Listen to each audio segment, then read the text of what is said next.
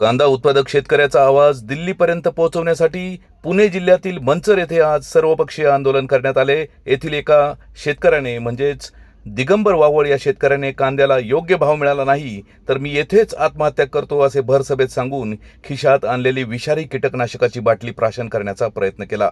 यावेळी व्यासपीठावरील शेतकऱ्यांनी त्याला रोखले व पुढील अनर्थ टाळला। पहा। काढायला झाले 1.5 ते 2 लाख रुपये कांद्याला हे खर्च आहे। तुम्हाला जर एवढं वाटत असेल शेतकऱ्यांनी मरावा तर इथं आम्ही आज मरू का?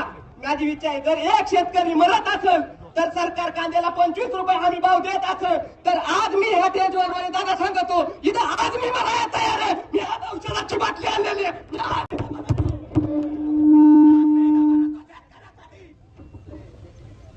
25 रुपये हमी भाव द्या शेतकऱ्याला। आज आमच्या कर्ज किती आहे? शांत शेतकरी हे एका शेतकऱ्याची व्यथा आहे।